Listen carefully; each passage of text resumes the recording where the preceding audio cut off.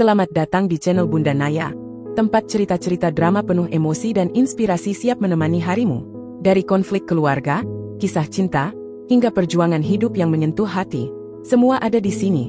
Jangan lupa klik tombol subscribe dan aktifkan lonceng notifikasinya, biar kamu nggak ketinggalan cerita seru dari kami. Yuk, simak kisahnya sekarang. Suami gelar pesta anniversary untuk permalukan dan ceraikanku karena lahirkan anak cacat. Ini bukan anak, Fitri. Ini aib. Aku nikah sama kamu buat masa depan, bukan buat ngurus makhluk cacat kayak gini.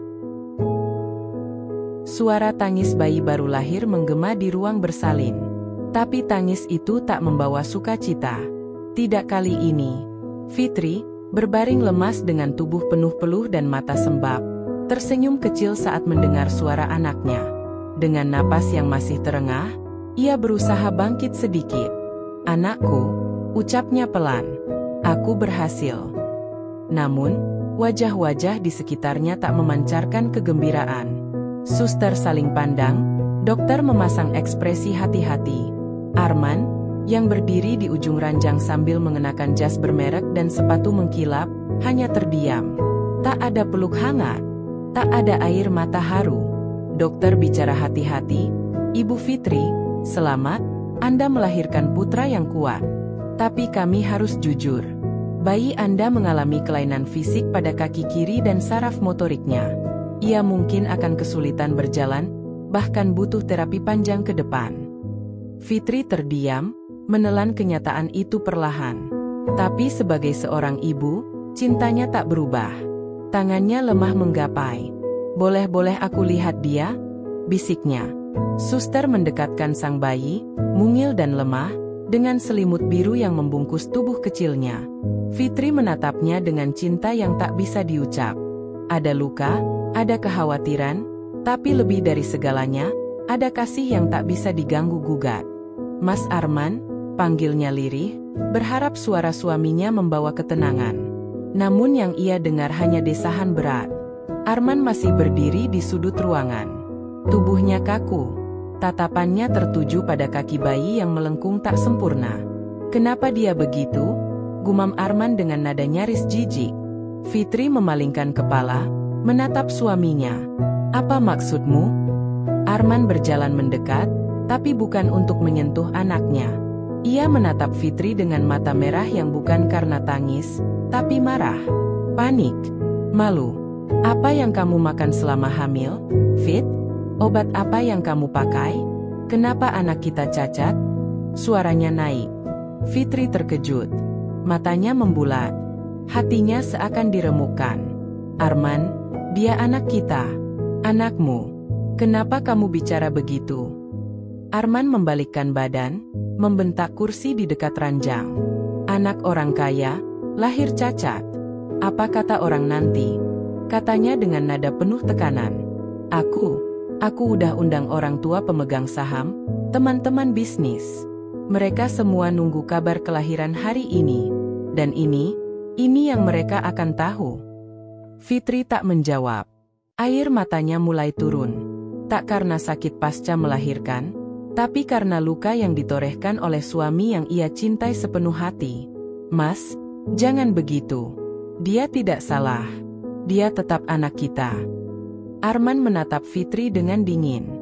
"Kau tahu apa artinya ini buatku? Semua yang kubangun, semua yang kubuktikan selama ini, jatuh, karena anak kita nggak normal." Dokter dan suster perlahan keluar, merasa tak layak mendengar percakapan ini. Hening merambat di ruangan itu.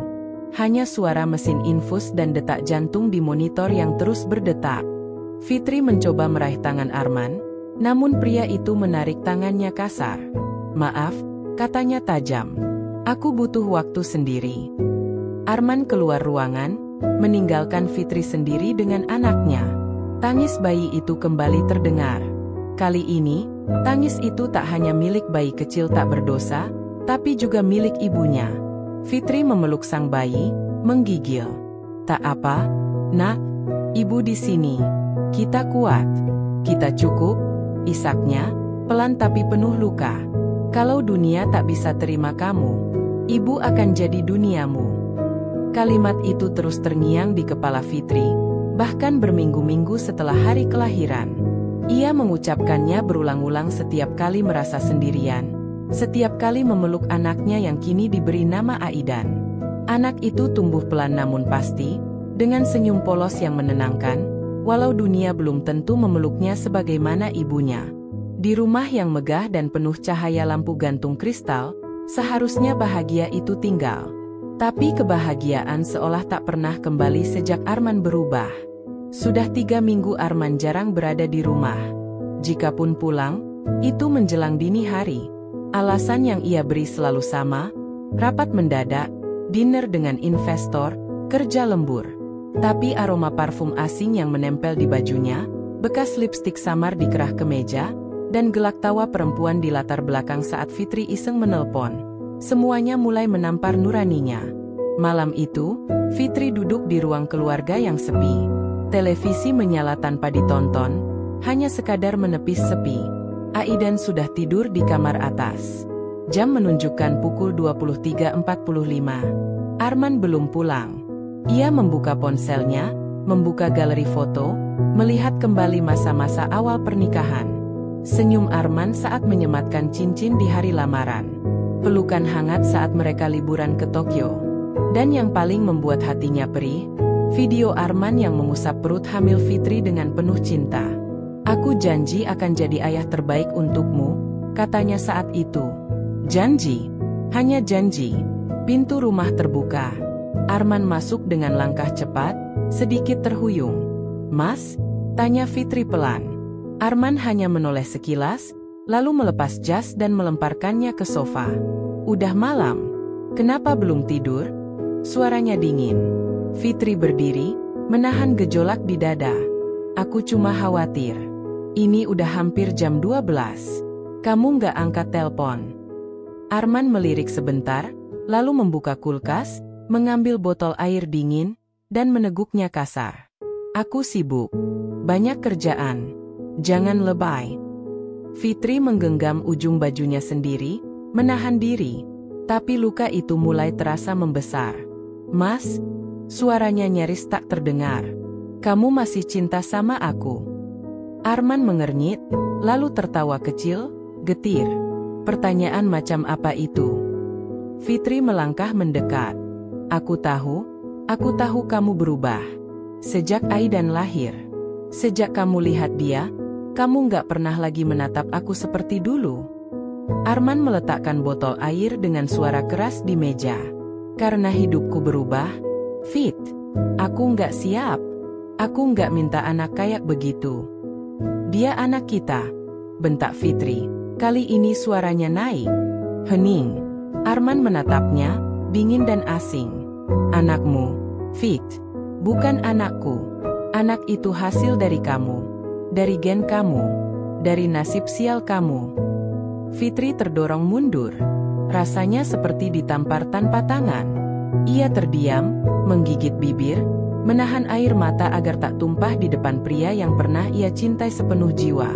Arman melangkah pergi, menaiki tangga tanpa kata lain. Tak masuk ke kamar mereka, tapi ke kamar tamu di sebelah. Pintu tertutup. Fitri berdiri lama di ruang tamu. Jam dinding berdetak pelan. Dan suara hatinya sendiri yang paling berisik malam itu. Dia bukan lagi Arman yang dulu. Sementara itu, di sebuah lounge mewah di pusat Jakarta, Intan duduk menyilangkan kaki, memainkan gelas wine-nya sambil tersenyum tipis. Ia mengenakan gaun merah menyala dan perhiasan berkilau, duduk berdampingan dengan pria yang baru saja mengantarnya pulang, Arman. "Fitri nggak curiga?" tanya Intan sambil menyentuh lengan Arman. Arman menggeleng.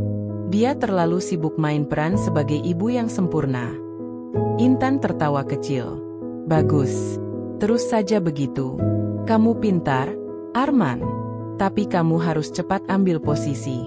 Jangan cuma jadi suami, jadilah pewaris. Atau aku akan bosan." Tatapan Intan tajam. Tapi Arman hanya tersenyum.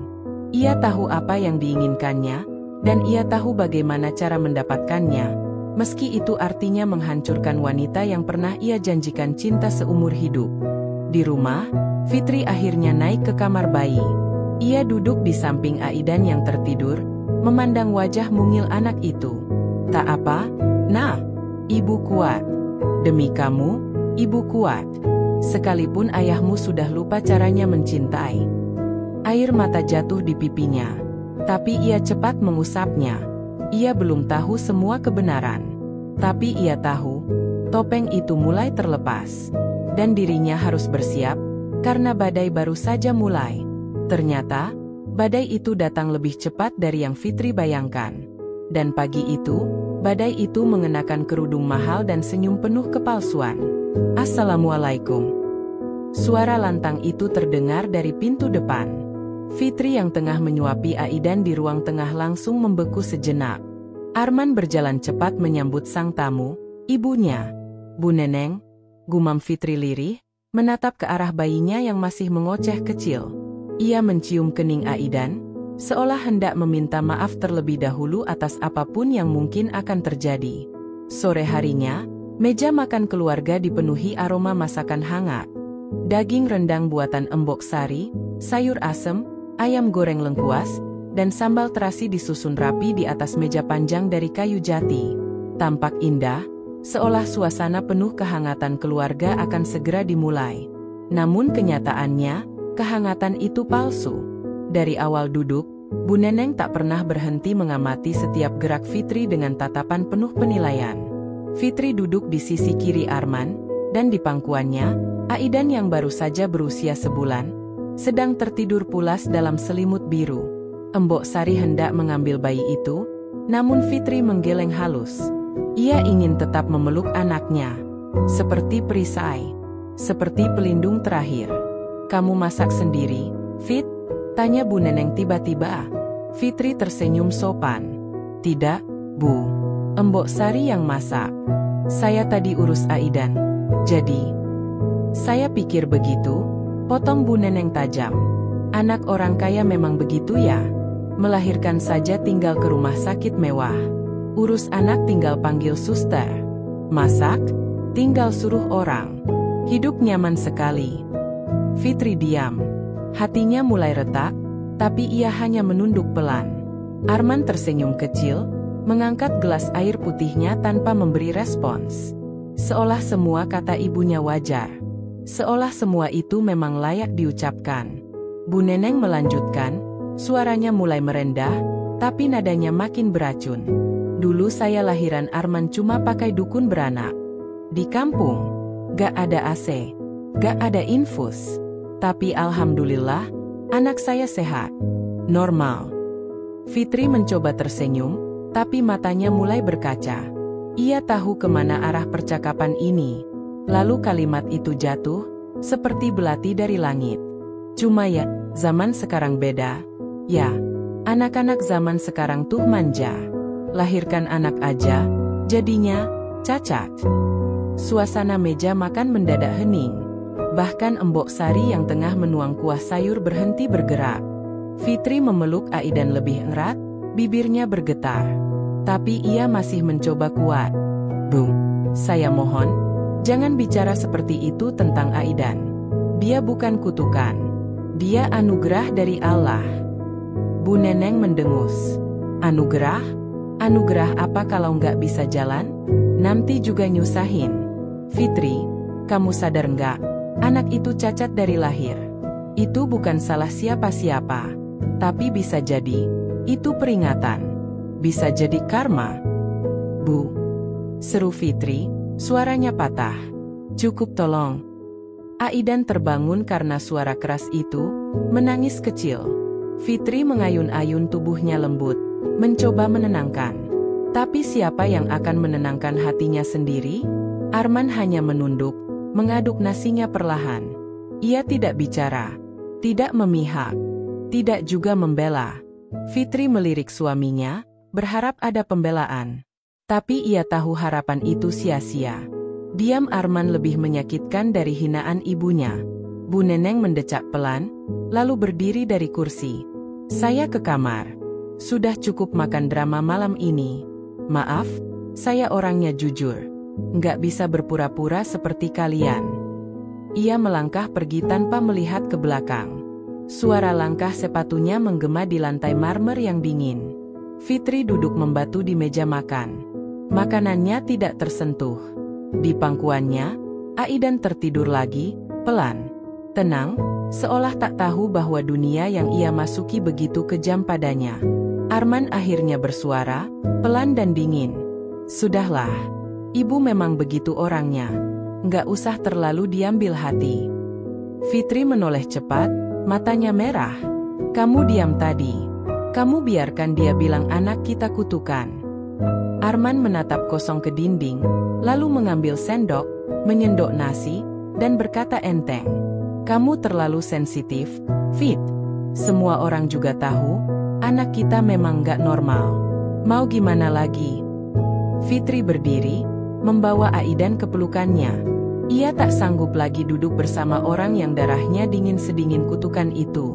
Sebelum melangkah pergi, ia menatap Arman tajam. Mungkin benar. Rumah ini mewah, tapi entah sejak kapan, isinya jadi kosong. Bahkan doa pun berhenti tinggal di sini. Ia pergi, Arman tak mengejar. Dan malam itu, racun tak hanya masuk lewat makanan, tapi lewat kata-kata, lewat diam, lewat hati yang sudah kehilangan nurani. Namun ada racun yang lebih mematikan. Bukan dari kata, tapi dari niat yang dikemas dalam senyum manis dan parfum mahal. Dan racun itu tinggal di unit 1808, menara paling elit di jantung kota Jakarta. Langit sore tampak jingga dari balik jendela kaca apartemen yang menghadap gedung-gedung tinggi. Lampu-lampu kota mulai menyala, tapi di dalam ruangan itu, hanya satu cahaya yang benar-benar berkilau. Intan.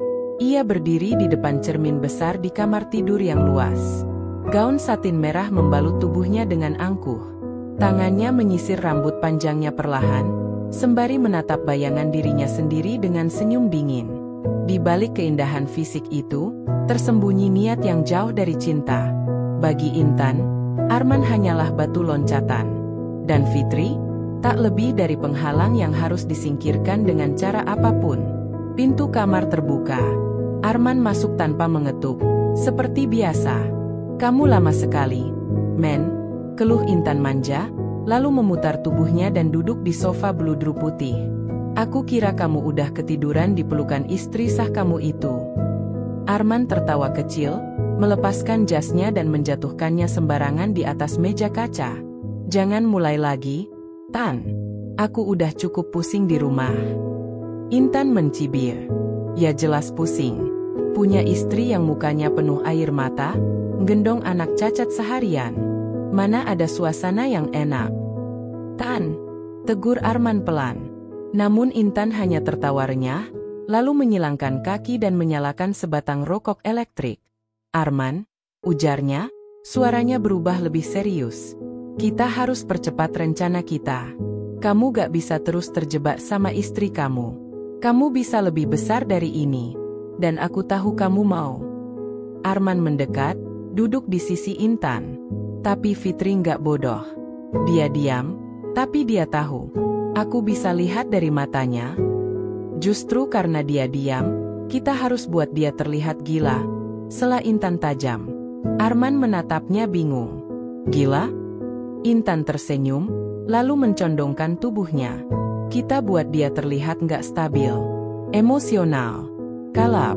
Kita mainkan emosi dia pelan-pelan. Kita munculkan situasi yang bikin dia marah di depan orang-orang penting.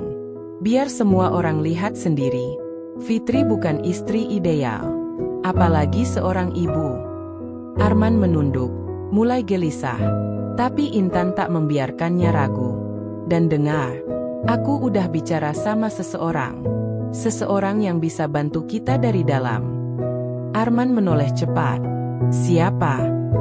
Pintu ruang tengah terbuka. Sosok berkerudung ungu elegan masuk sambil membawa nampan berisi teh. Senyumnya tipis, matanya tajam. Lama ya nunggu, ucap Bu Neneng. Arman terkejut. Bu Neneng duduk santai di seberang mereka. Aku juga ingin lihat kamu bahagia, nak. Kamu layak dapat lebih dari Fitri. Perempuan itu bukan untukmu. Apalagi anak itu. Ia berhenti sejenak, lalu berbisik seolah menjijikkan, "Kutukan." Intan menyodorkan teh ke arah Bu Neneng, lalu berkata dengan tenang, "Aku dan Ibu sudah bicarakan ini, Arman. Kami akan bantu kamu dapatkan semua. Kekuasaan, harta, nama besar. Tapi kamu harus lepaskan beban kamu, istri suci dan anak sakit itu." Arman terdiam lama. Ia menatap kosong ke lantai, gelisah. Tapi lalu, seperti ada kabut yang terangkat dari pikirannya, ia mengangguk pelan. "Apa rencana kalian?" Intan dan Bu Neneng saling pandang, lalu tersenyum penuh kemenangan. Malam itu, rencana pun mulai disusun. Langkah pertama, membuat Fitri terlihat labil di depan publik. Langkah kedua, menjauhkan dia dari ruang sosial, mengganti suster, menekan asisten rumah tangga, mengacaukan jadwal kegiatan. Langkah ketiga, siasat pesta, anniversary, yang akan disulap menjadi arena penghinaan. "Pesta itu harus mewah," ucap Intan. "Undang tokoh-tokoh penting, orang tua Fitri, media, biar semuanya jadi saksi. Dan di atas panggung," sambung Bu Neneng, "Arman akan menceraikannya. Resmi. Di depan semua orang." Intan tertawa puas. "Dan setelah itu, aku yang akan berdiri di sisimu, Arman. Sebagai istri barumu." Arman hanya mengangguk. Ada getaran dalam dadanya, antara rasa bersalah dan hasrat. Tapi ia sudah terlalu jauh. Dan bayangan kejayaan yang dijanjikan terlalu indah untuk mundur. Sementara itu, di tempat lain, Fitri sedang meninabobokan Aidan. Tak tahu bahwa ada wanita di balik cermin, yang sedang mengatur kehancurannya. Mereka pikir Fitri akan diam selamanya. Mereka lupa, diam bukan berarti buta. Lembut bukan berarti lemah. Dan cinta, tak selalu berarti memaafkan. Fitri duduk di tepi ranjang dengan tubuh membungkuk. Tangannya mengepal di atas selimut bayi berwarna putih susu. Lampu tidur menyala redup, menciptakan bayangan panjang di dinding kamar yang sunyi. Aidan tertidur pulas di boksnya, wajah mungilnya tenang dalam mimpi, tak menyadari bahwa dunia sekelilingnya sedang runtuh sedikit demi sedikit. Fitri menatap keluar jendela, ke arah bulan yang separuh tertutup awan. "Apa aku terlalu cepat mempercayainya, Nak?" bisiknya lirih. Suara tangis tidak keluar, tapi matanya memerah. Bukan karena sedih semata, tapi karena sakit. Sakit yang membatu di dalam dada.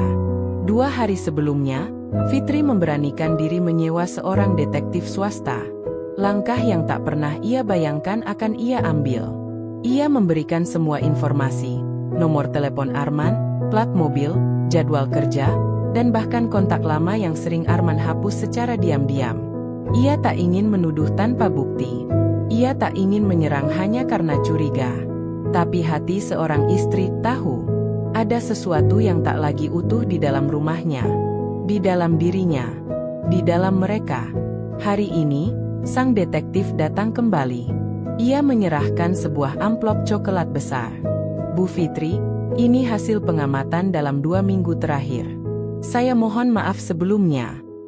Fitri mengangguk pelan, tangannya gemetar saat menerima amplop itu. Ia tidak membukanya di ruang tamu, tidak di ruang kerja. Ia menunggu sampai malam, saat semua orang di rumah tidur. Saat tak ada mata lain yang melihat. Saat kesepian menjadi satu-satunya teman setia. Dan di sanalah ia berada kini, dalam kamar pribadi yang dulu penuh kenangan manis. Tapi malam ini terasa seperti penjara. Fitri membuka amplop itu perlahan. Foto-foto, video pendek, transkrip pesan suara. Intan dan Arman tertangkap sedang masuk ke apartemen. Keluar larut malam, makan malam romantis di restoran bintang 5. Bahkan satu foto memperlihatkan Arman mencium Intan di balkon. Tangannya gemetar, tapi wajahnya datar. Bukan karena tidak sakit, tapi karena terlalu sakit hingga tak mampu menunjukkan ekspresi. "Jadi ini wajah aslimu, men?" gumamnya lirih. Ia menatap salah satu foto lebih lama, foto Arman sedang tertawa lepas di samping Intan. Di restoran yang dulu sering mereka datangi sebagai pasangan baru menikah. Janji. Semua janji itu runtuh dalam diam. "Aku akan bersamamu sampai tua." Fit, dalam susah dan senang. Kamu bukan cuma istriku, kamu adalah hidupku. Kalimat-kalimat itu kini terdengar seperti lelucon yang basi. Namun, alih-alih mengamuk, Fitri justru bangkit perlahan.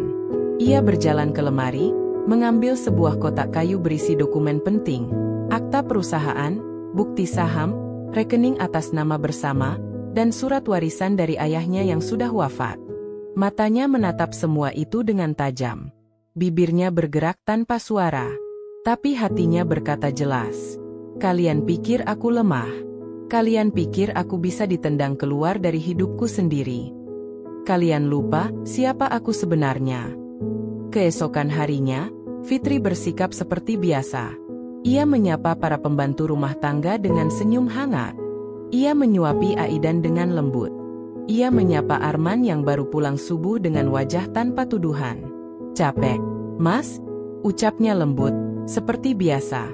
Arman mengangguk sambil menguap, tak sadar bahwa istrinya tahu segalanya. Fitri hanya menatap punggungnya yang menjauh ke kamar mandi. Lalu ia berbisik lirih pada dirinya sendiri. "Belum saatnya. Tapi sebentar lagi. Aku akan berdiri. Bukan untuk membalas. Tapi untuk menyelamatkan diriku dan anakku dari kalian." Itu yang Fitri ucapkan dalam hatinya malam sebelumnya. Dan malam ini, ia berdiri di tengah panggung sandiwara terbesar dalam hidupnya. Ballroom Hotel Amartya, Jakarta. Lampu kristal berkilau dari langit-langit tinggi. Dinding dihiasi mawar putih dan kain satin keemasan. Pesta perayaan anniversary keempat Arman dan Fitri diatur begitu mewah, bak acara kerajaan. Para tamu berdatangan dengan gaun malam dan jas mahal. Pewarta dari majalah Lifestyle hadir. Bahkan influencer papan atas ikut memadati kursi tamu.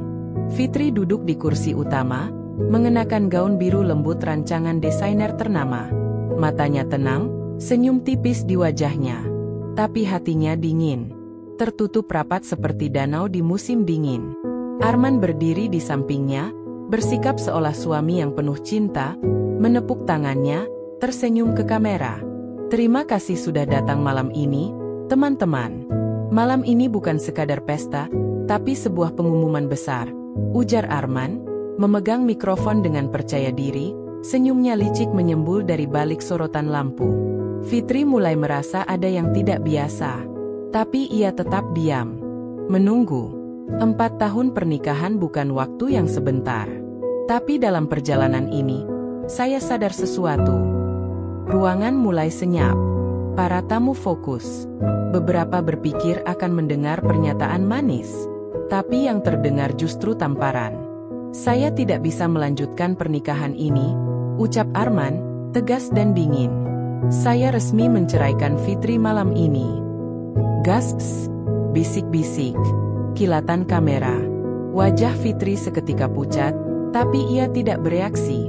Jantungnya memang berdetak keras, tapi wajahnya tetap datar. Arman melanjutkan, suaranya makin lantang. "Saya butuh wanita kuat, bukan sosok rapuh yang membawa beban dan aib ke dalam hidup saya. Saya lelah berpura-pura." "Aib?" gumam Fitri, nyaris tak terdengar. Arman menoleh.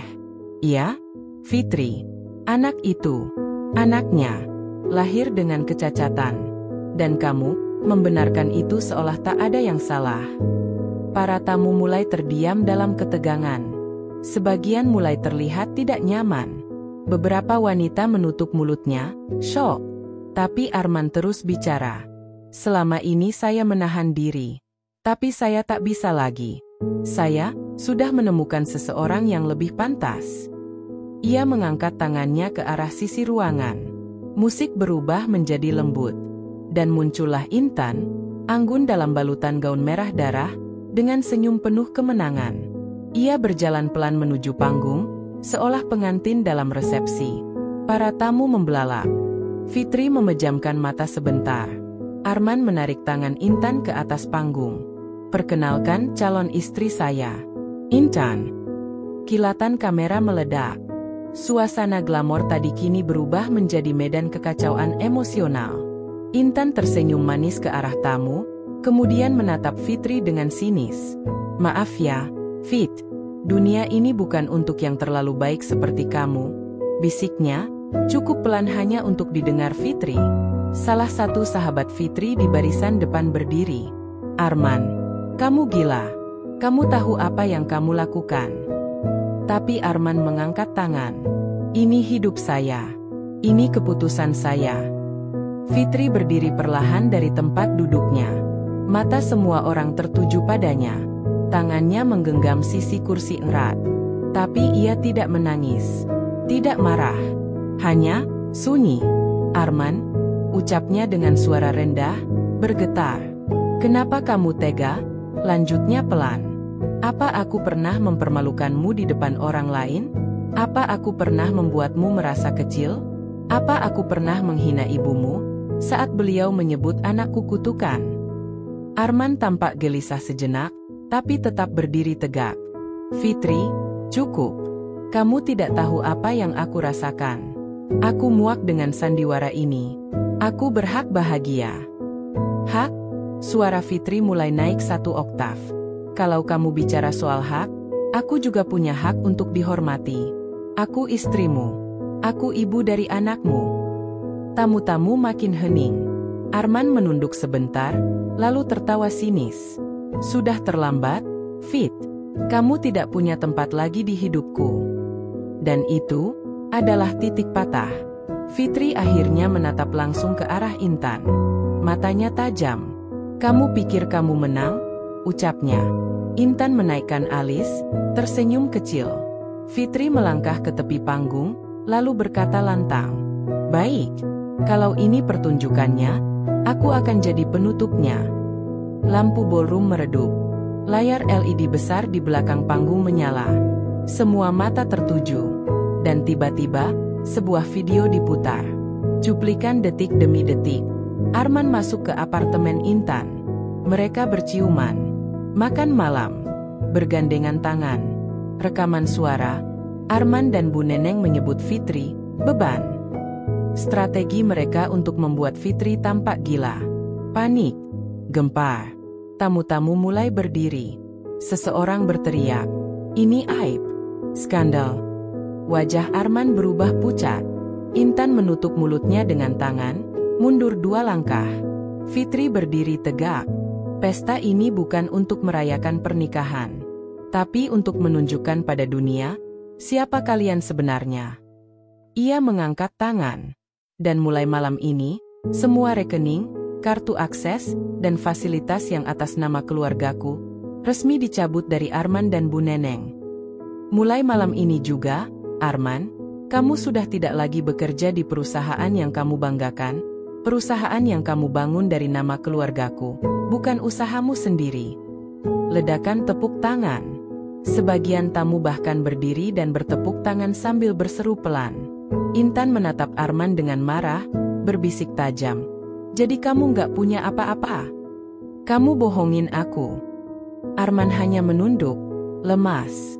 Bu Neneng yang sejak tadi di kursi VIP, pingsan. Fitri menatap ke depan, lalu membungkuk sedikit kepada para tamu. Terima kasih telah hadir. Dan ia turun dari panggung, anggun, dingin, tak lagi patah. Tepat di anak tangga terakhir, ia berhenti. Semua mata tertuju padanya. Arman masih berdiri membeku. Intan menatap layar besar yang kini gelap total, wajahnya seputih kapur. Beberapa tamu mulai berdiri, bersiap meninggalkan ruangan. Tapi Fitri berbalik dan naik kembali ke panggung.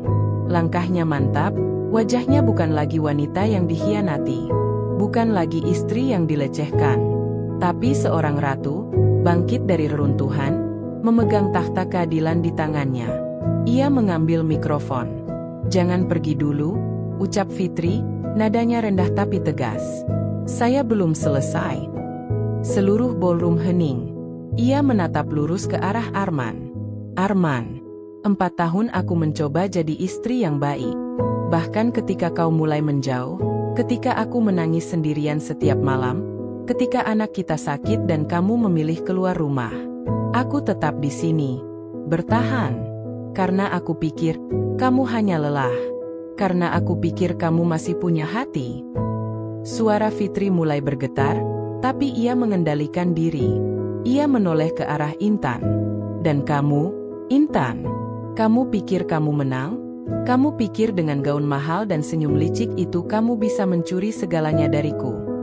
Intan hendak bicara, tapi Fitri mengangkat telapak tangan, menghentikannya. Diam. Kamu sudah bicara cukup lewat tubuhmu dan ranjang apartemen murahan itu. Para tamu tersentak. Seorang pria tua di barisan depan, rekan bisnis keluarga Fitri, membanting gelas wine ke meja. Skandal menjijikkan, gumamnya. Fitri kemudian melangkah ke tengah panggung, menunjuk ke arah operator teknis di belakang. Putar video yang kedua. Layar besar menyala kembali. Kali ini, suara rekaman memenuhi ballroom. Biar aja dia stres. Fitri itu harus terlihat gila. Nanti gampang kita rebut semuanya. Suara Bu Neneng. Kalau anaknya cacat, kita bisa pakai itu buat main psikolog. Pura-pura peduli. Lama-lama Fitri dipaksa rawat inap. Gampang. Suara Intan. Harta itu di tangan Fitri. Tapi dia terlalu lugu. Kita arahkan Arman pelan-pelan. Ganti kepemilikan. Lama-lama semua jatuh ke kita. Bu Neneng? Lagi. Beberapa tamu perempuan menangis pelan. Beberapa pria bangkit dari tempat duduknya, marah. Sahabat Fitri, Alia, berdiri dan berteriak. Gila, ini bukan cuma penghinaan, ini kriminal. Fitri kembali berbicara. Aku tahu kalian mengira aku akan hancur malam ini. Tapi kalian lupa satu hal penting. Ia menatap langsung ke mata Arman. Aku bukan wanita biasa. Dan aku bukan istrimu lagi. Ia menoleh ke seluruh tamu, matanya bersinar dingin. Saya, Fitri Arundaya, mewakili keluarga Arundaya Group, menyatakan secara resmi, Saudara Arman Prakoso diberhentikan dari semua posisi, pertanggal hari ini. Tepuk tangan pecah. Semua fasilitas, aset, rumah, kendaraan, kartu kredit, dan rekening yang selama ini digunakan atas nama keluarga, telah dinonaktifkan sejak tadi pagi. Tidak ada lagi PIN ATM, tidak ada lagi supir pribadi, tidak ada lagi sekretaris, asisten, atau sopir. Bahkan, tidak ada lagi akses ke rumah yang kamu anggap milikmu. Arman membuka mulut. So, kamu pikir kamu yang membangun hidup ini? Salah. Semua kemewahan yang kamu pamerkan itu berasal dari kerja keras ayahku, dari kepercayaan ibuku, dari jaringan dan kehormatan keluargaku. Arman maju satu langkah. Fitri, kamu nggak bisa lakukan ini. Aku suamimu. Fitri mendekat. Kamu baru saja menceraikanku. Di depan publik. Tepat di belakang Arman, seorang staf hotel datang menghampirinya, menyerahkan dokumen pembekuan akses. Arman membacanya, lalu merobeknya dengan marah. Sialan. Fitri. Apa kamu gila? Intan memeluk tas tangannya, matanya liar. Tunggu, jadi, kamu nggak punya apa-apa lagi? Arman. Kamu bilang kamu yang punya saham di perusahaan itu. Arman menoleh, panik. Intan, dengar, aku bisa jelaskan. Intan mendorong dada Arman. Kamu bohongin aku. Gua nggak mau hidup miskin. Dan tanpa sepatah kata lagi, Intan turun dari panggung, meninggalkan Arman berdiri sendiri. Beberapa tamu ikut pergi, menggelengkan kepala. Di sisi ruangan, Bu Neneng yang masih duduk, mencoba berdiri. Tapi tubuhnya lemas, wajahnya pucat pasi. Ia memanggil Arman dengan suara kecil. Men, pulang. Men, kita pulang aja. Tapi tidak ada yang menjemput. Fitri menghadap ke arah seluruh tamu. Saya mohon maaf atas drama yang tak terduga malam ini. Tapi saya percaya, kebenaran harus diperlihatkan. Tidak ada kemunafikan lagi. Malam ini bukan perayaan cinta, tapi perayaan kejujuran. Lalu ia menunduk pelan. Terima kasih sudah menyaksikan kebangkitan saya. Lampu ballroom meredup. Musik dihentikan. Fitri berjalan melewati pintu kaca gedung pusat Arundaya Group dengan langkah tegap. Gaun pesta telah berganti menjadi setelan kerja berwarna hitam pekat, anggun, tegas, dan dingin. Tak ada sisa air mata di matanya. Tak ada ragu di langkahnya. Malam tadi sudah menjadi kuburan untuk masa lalunya. Hari ini, ia bangkit sebagai pemilik takhta. Di lantai 18, ruang rapat utama, para direksi sudah duduk menanti. Sebagian besar dari mereka hadir di pesta malam sebelumnya. Mereka tahu apa yang terjadi. Mereka menyaksikan semuanya. Saat Fitri masuk, semua berdiri. "Selamat pagi, Bu Fitri," ucap Pak Rudi, Direktur Keuangan, dengan nada penuh hormat. "Selamat pagi," jawab Fitri singkat, lalu duduk di kursi paling ujung. Kursi yang dulu sering ia hindari karena terlalu mencolok. Hari ini, kursi itu adalah miliknya. Ia membuka map coklat di depannya. "Saya akan langsung ke pokok agenda." Semua menunggu. Mulai hari ini, semua akses, fasilitas, dan posisi yang sebelumnya dipegang oleh Arman Prakoso, secara resmi dan permanen dicabut. Ia tidak lagi berafiliasi dengan perusahaan ini dalam bentuk apapun. "Baik, Bu," jawab Pak Rudi. Ia memberikan dokumen. Surat pemecatan dan blokir aset sudah ditandatangani sesuai instruksi semalam. "Kami tinggal menunggu pengumuman resmi." Fitri menatap dokumen itu, lalu mengangguk mantap. "Sampaikan juga pada divisi hukum. Kalau Arman atau ibunya mencoba mengklaim apapun atas nama perusahaan, segera proses sesuai jalur hukum, tanpa kompromi." "Siap." Sementara itu, di sudut kota Jakarta yang jauh dari kemewahan, Arman terbangun dalam kamar sempit kontrakan yang lembab. Tidak ada pelayan. Tidak ada pendingin ruangan. Hanya suara kipas angin tua yang berdecit pelan dan dinding yang berjamur. Bu Neneng duduk di pojok ruangan, mengipas diri dengan koran bekas. "Men, listrik mati lagi. Men, gimana ini? Panas banget." Arman duduk lesu di atas tikar, wajahnya kuyu, rambutnya berantakan. Ia belum makan sejak kemarin. Telepon genggamnya hanya jadi benda mati, semua kartu diblokir. Semua nomor penting, tak ada yang mau menjawab. "Intan mana?" tanya Bu Neneng. Arman menatap kosong ke dinding. "Dia pergi." "Pergi gimana?" "Dia ninggalin aku, Bu. Dia pikir aku masih punya uang. Begitu tahu aku bukan siapa-siapa lagi, dia langsung angkat kaki." Bu Neneng membanting kipas. "Hidup macam apa ini? Dulu kita dihormati, dijemput mobil mewah. Sekarang, kita bahkan nggak bisa bayar tukang sayur." Arman menutup wajahnya. "Semuanya hilang, Bu. Semuanya. Fitri, dia hancurin aku." "Tidak," teriak Bu Neneng. "Yang hancurin hidup kamu itu dia. Anak cacat itu. Semua sial datang sejak dia lahir." Arman menatap ibunya dengan lelah, tapi diam. Ia tak punya energi lagi untuk menyalahkan siapa-siapa. Sebab jauh di dalam hatinya, ia tahu semua ini karena dirinya sendiri. Kembali ke kantor pusat Arundaya Group. Setelah rapat berakhir, Fitri berdiri di depan jendela kaca besar di ruang CEO. Gedung-gedung menjulang, langit Jakarta terbentang luas. Teleponnya berdering. "Alia di sini. Semuanya lancar. Berkas-berkas legal selesai, dan aku sudah pastikan semua dokumen warisan aman. Nggak akan ada yang bisa sentuh." "Terima kasih, Alia," jawab Fitri, matanya masih menatap keluar jendela. "Fit, kamu yakin kamu nggak mau istirahat dulu? Ini semua besar." Fitri menarik napas pelan. "Justru karena ini besar, aku nggak boleh berhenti." Malamnya, di kamar pribadinya, Fitri duduk di samping anaknya yang tertidur. Wajah kecil itu begitu damai. Tangan mungil itu menggenggam jari ibunya tanpa sadar. "Ayahmu bilang kamu aib," bisik Fitri, matanya berkaca-kaca. "Tapi kamu adalah kekuatanku. Pundak kecilmu ini menopang seluruh semangat ibu."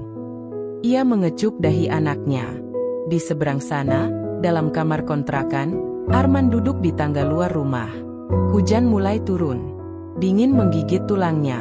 Ia tak punya payung, tak punya selimut, tak punya rumah yang bisa disebut rumah.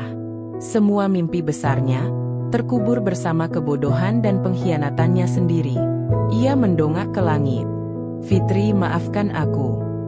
Langit masih kelabu, seperti 3 bulan terakhir yang terus menutup hidup Arman dalam bayang-bayang hujan dan kehancuran. Ia duduk di atas kursi plastik reyot, di depan rumah kontrakan mungil berlantai semen kasar. Rumah yang catnya terkelupas, yang atapnya bocor, yang tak punya kehangatan apapun kecuali rasa penyesalan yang tebal menggantung di udara.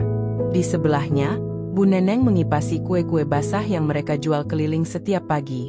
Klepon, risol, lemper. Tangannya yang dulu halus kini kasar dan retak-retak. Mata tuanya memandangi Arman penuh amarah, namun juga lelah. Kita ini jadi apa sekarang, men? Kamu janjiin ibu rumah, mobil, pembantu. Sekarang kita malah ngelapak kayak pengemis. Gerutunya dengan suara setengah berbisik, agar tetangga tak mendengar, walau semua sudah tahu. Arman menunduk. Rambutnya kusut, pipinya cekung. Sepatu yang dikenakan sudah bolong. Aku tahu, Bu.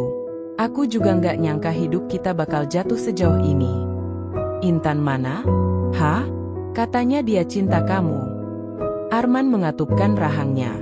Dia pergi pas tahu ATM aku ditolak.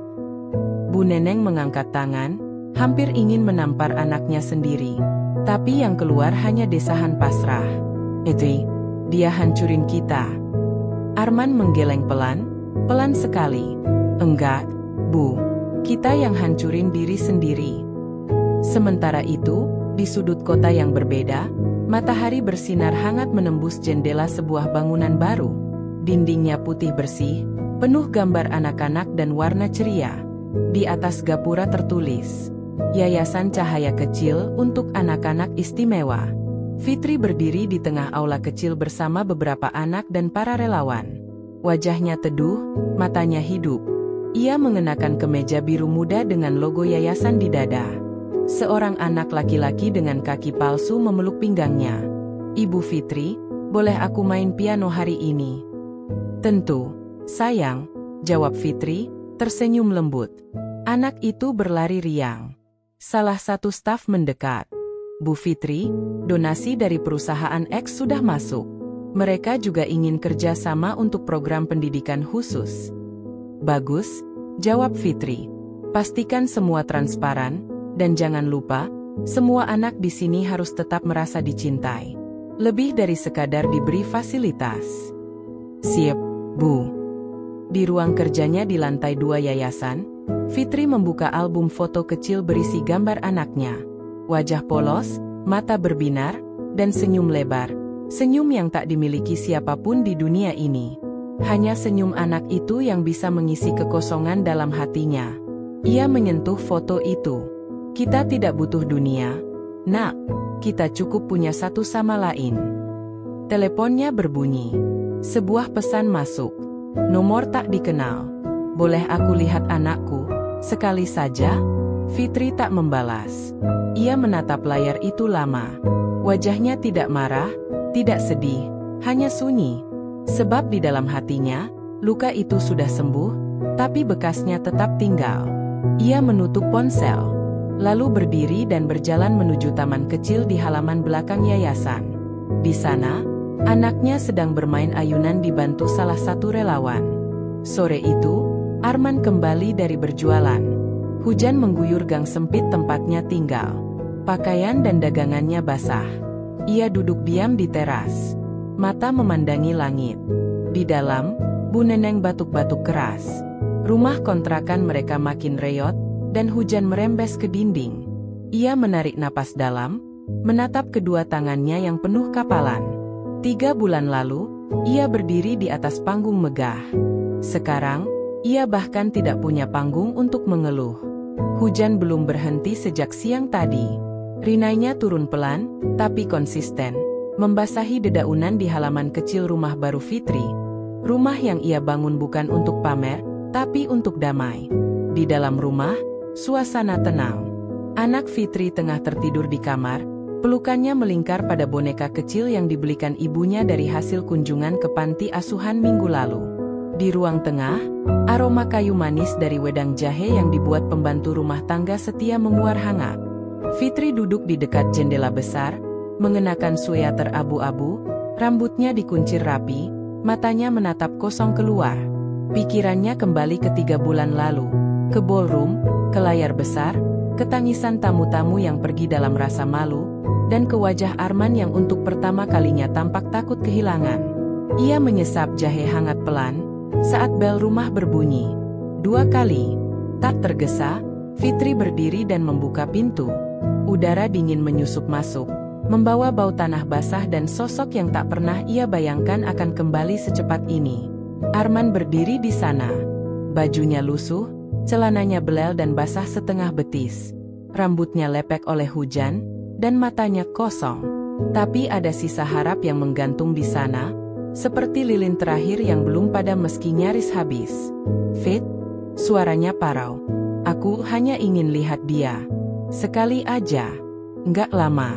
Aku cuma mau pastiin dia baik-baik aja." Fitri memandangi wajah lelaki itu lama. Hening menyelimuti mereka. Hujan menjadi satu-satunya suara yang terdengar. "Aku nggak mau minta balik.